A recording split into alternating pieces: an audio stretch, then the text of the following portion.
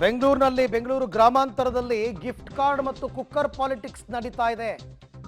ಜನರಿಗೆ ಒಂದು ರೀತಿ ಗಿಫ್ಟ್ ಕಾರ್ಡ್ ತರ ಏನೋ ಕೊಡ್ತಾರೆ, ಅದರ ಮುಖಾಂತರ ಕುಕ್ಕರ್ ಆಮಿಷವನ್ನು ಒಡ್ಡುತ್ತಾ ಇದ್ದಾರೆ. ಮತ್ತೊಂದು ಕಡೆ ಏನೋ ಮಹಿಳಾ ದಿನಾಚರಣೆ ವಿಶೇಷ ಅಂತ ಅಂದ್ಬಿಟ್ಟು ಇನ್ನೊಂದು ಕಾರ್ಡ್ ಕೊಡ್ತಾ ಇದ್ದಾರೆ. ಆದರೆ ಜನ ಈ ಸರ್ತಿ ಈ ಕಾರ್ಡ್ಗಳು, ಕಾಂಗ್ರೆಸ್ ಕಾರ್ಡ್ಗಳನ್ನು ನಂಬಲ್ಲ.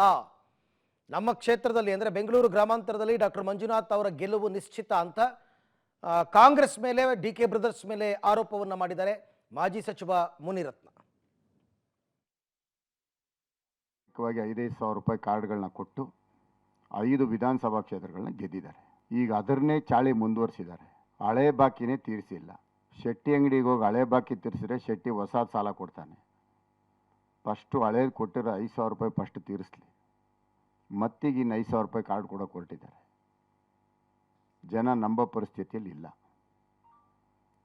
ರಾಮನಗರದಲ್ಲಿ 5,000 ರೂಪಾಯಿ ಕಾರ್ಡ್ ಕೊಟ್ಟು ನಿಖಿಲ್ ಅವ್ರನ್ನ ಸೋಲಿಸ್ತಾರೆ. ಮಾಗಡಿನಲ್ಲಿ 5,000 ರೂಪಾಯಿ ಕಾರ್ಡ್ ಕೊಟ್ಟು ಮಾಗಡಿ ಮಂಜು ಅವ್ರನ್ನ ಸೋಲಿಸ್ತಾರೆ. ಕುಣಗಲ್ನಲ್ಲಿ 5,000 ರೂಪಾಯಿ ಕಾರ್ಡ್ ಕೊಟ್ಟು ಅಲ್ಲೂ ಸೋಲಿಸ್ತಾರೆ.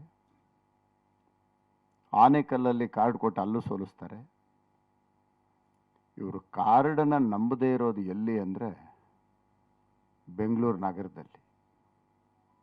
ಬೆಂಗಳೂರು ನಗರದಲ್ಲಿ ನಂಬೋಂಥ ಪರಿಸ್ಥಿತಿಯಲ್ಲಿ ಯಾರೂ ಇಲ್ಲ. ಗ್ರಾಮಾಂತರದಲ್ಲಿ ಪಾಪ ಮುಗ್ಧರು ಒಂದು ಸಾರಿ ಮೋಸ ಹೋಗಿದ್ದಾರೆ. ಈ ಸಾರಿ ಆ ಸಾಲನ ಅವರೇ ವಾಪಸ್ ಕೊಟ್ಟುಬಿಡ್ತಾರೆ. ಅದು ಇಟ್ಕೊಳ್ಳಲ್ಲ ಕಾರ್ಡ್ನ.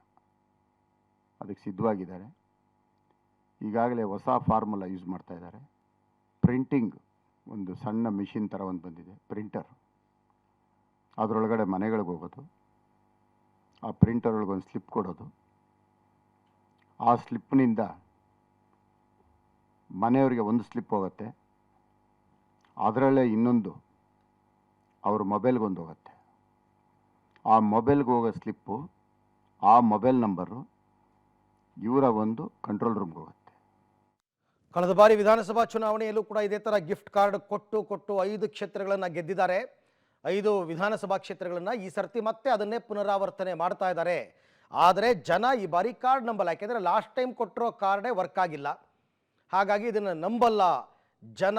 ಈ ಸರ್ತಿ ಮೈತ್ರಿ ಅಭ್ಯರ್ಥಿಗೆ ಮತವನ್ನು ಹಾಕ್ತಾರೆ. ಅವರ ಗೆಲುವು ನಿಶ್ಚಿತ ಅನ್ನೋ ರೀತಿಯಲ್ಲಿ ಮುನಿರತ್ನ ಅವರ ಮಾತುಗಳು.